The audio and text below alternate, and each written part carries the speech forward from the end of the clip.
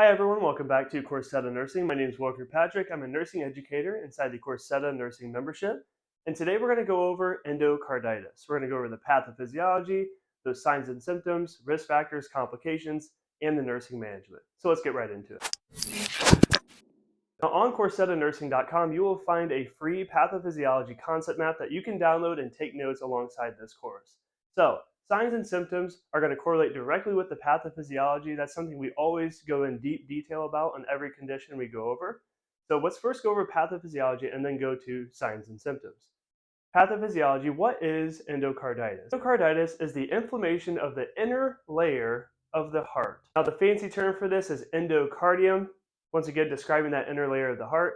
And this could either be from infection, so inflammation from infection, which is most likely the cause, or it could be non-infective as well.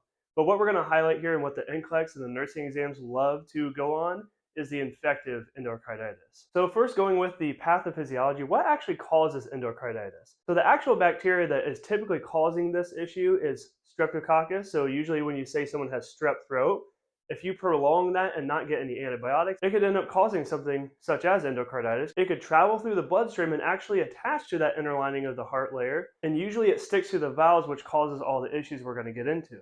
Staphylococcus is another bacteria type that could cause this issue, but we're going to get into the deeper causes here in a little bit. Let's stick on the pathophysiology. So when that bacteria actually attaches to that inner lining of the heart wall, other things start coming into play. So platelets, fibrin, creates a barrier or a clot, you could say, around that bacteria and ends up causing some issues with the valve functionality. This is what we call a vegetation of the heart valve. And because of that vegetation, the heart valves are not opening and closing like they should, and it causes cardiac insufficiency and decreased cardiac output.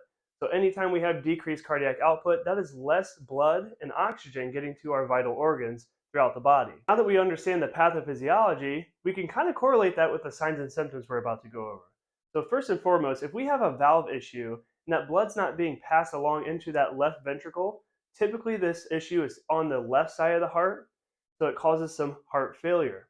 So when that valve is not pushing blood out into the rest of the body, it's backing up and getting congested in the heart and in the lungs. This is considered some signs and symptoms that you may see with left-sided heart failure.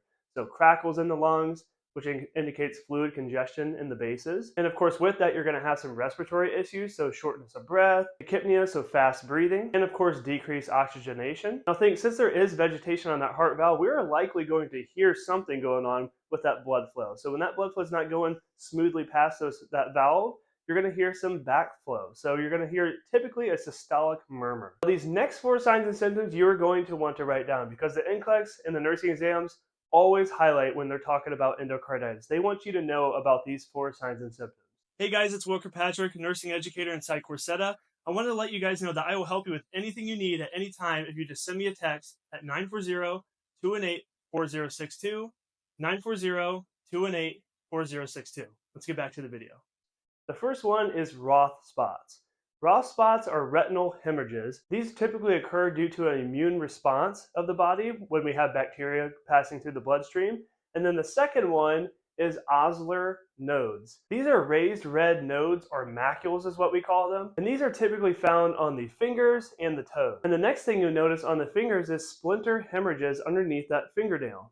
And that's typically due to the clots that are breaking off from that vegetation and it gets stuck underneath your nail. These are microscopic clots that pass through the bloodstream. And then lastly, there's something called Janeway lesions, and these are red spots on the palms of the hands or feet. Now the Osler nodes that we talked about can be painful because they are on those fingers and the toes, so those can typically be painful. And then the Janeway lesions are typically non-painful, but they are definitely noticeable when they're on their palms of the hands and the feet. Now going back to risk factors, so what would cause somebody to get infective endocarditis? Direct risk factors include, of course, cardiac disease in the first place, and then IV drug use, dental procedures, and untreated streptococcus infection in the throat. Also, anybody who has had an artificial valve placed before, vegetation can of course be attracted to collect there because it is a foreign object in the body, so artificial valves are also a risk factor for getting infective endocarditis. A lot of times when they do this on the nursing exams and the NCLEX, they like to test that you understand what group of people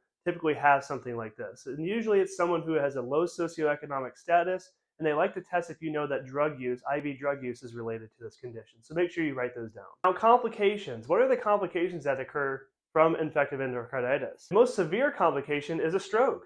So when you have vegetation on that valve, it could break off.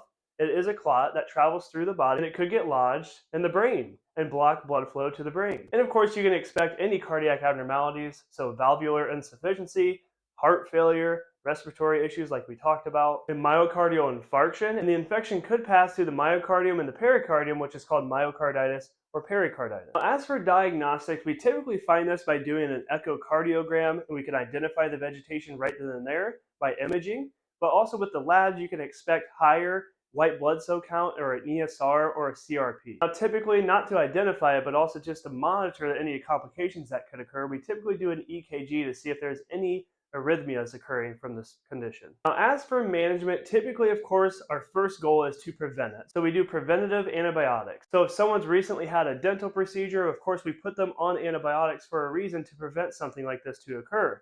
But of course, if they already are diagnosed with it, they have the issue going on, we give them antibiotics to treat the condition. And in severe cases, we may have to do a valve replacement, and we're going to monitor for heart failure and then treat those conditions if they occur. And since these patients are at risk for strokes and clots, we're going to put them on VTE prophylaxis. So they may be put on an antiplatelet or an anticoagulant to combat that complication. All right, guys, that covers everything with the infective endocarditis that you'll need to know about for your nursing exams and NCLEX.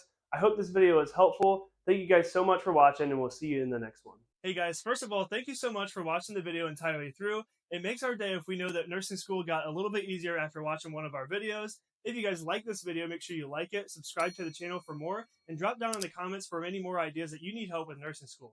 If you want to contact me personally, it's 940-218-4062. Thank you guys for watching, and we'll see you in the next video.